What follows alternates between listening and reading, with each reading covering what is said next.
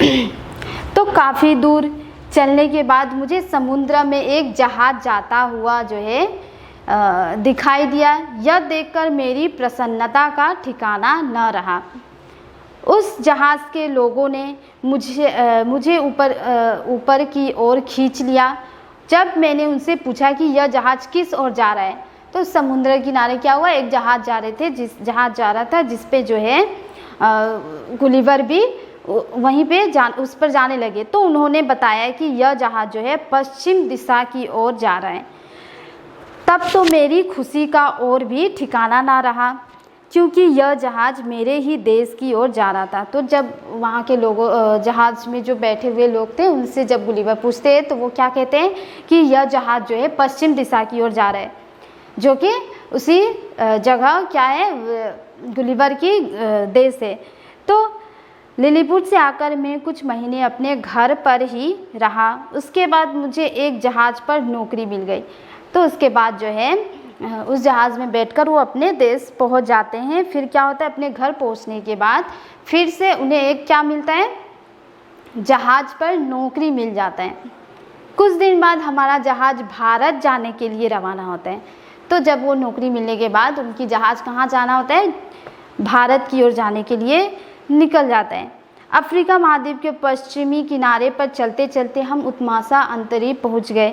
उत्मासा अंतरीप से पूर्व की ओर चलने पर हमारा जहाज़ तूफान में फंसकर रास्ता क्या हो जाता है, भटक जाते हैं और भटकते हुए एक टापू पर जा पहुँचे। टापू यानी जो चारों ओर से पानी से घिरा हुआ रहता है। नाविक तो जहाज़ की देखभाल में लगे हुए थे और मैं अपने कुछ साथियों के साथ नाव लेकर फलों की तलाश में इधर उधर घूमने लगा। उसके बाद जो है वो लोग किनारे पे रुक के क्या होता है कि उन लोग फल खाने के लिए जो है इधर उधर घूमने निकल जाते हैं अपने दोस्तों के साथ जो उस जहाज़ पे थे। लेकिन फल कहीं भी नहीं मिले। मुझे एक पेड़ की छाया दिखी। मैं थका हुआ और भूखा था, इसलिए वहीं लेट गया। फिर क्या हुआ, वे सारे दोस्त जो है फल के लिए इधर उधर भटक रहे थे। तो उन्हें फल तो मिला नहीं, लेकिन पेड़ के नीचे जो छाया था तो वहीं पर जो है गुलिवर थोड़े देर के लिए लेट जाते हैं।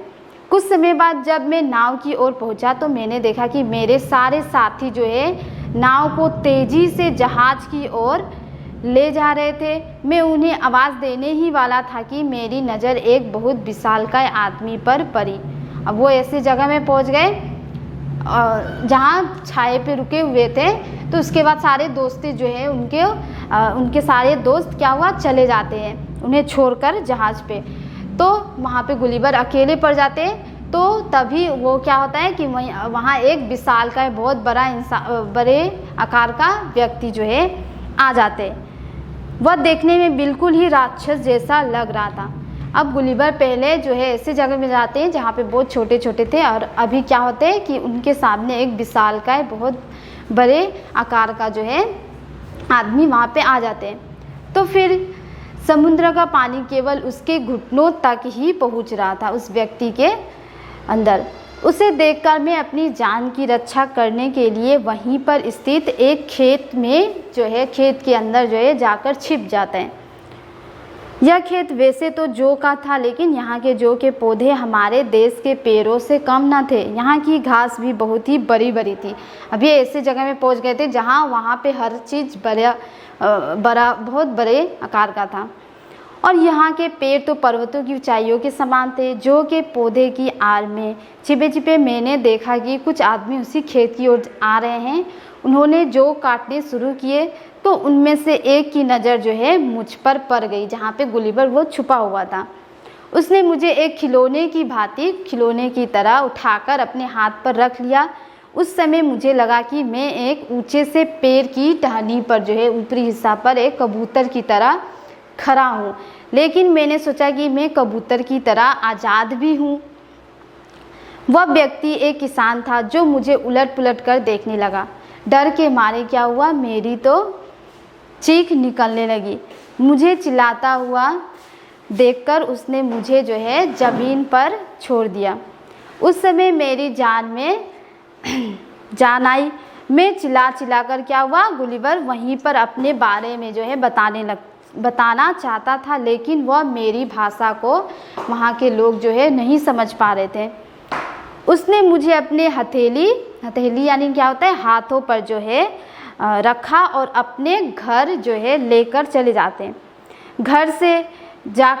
घर ले जाकर जैसे ही किसान ने अपनी पत्नी की तरफ अपना हाथ किया तो उसकी पत्नी जो है क्या हो जाते, एक अचानक से वो डर जाती है।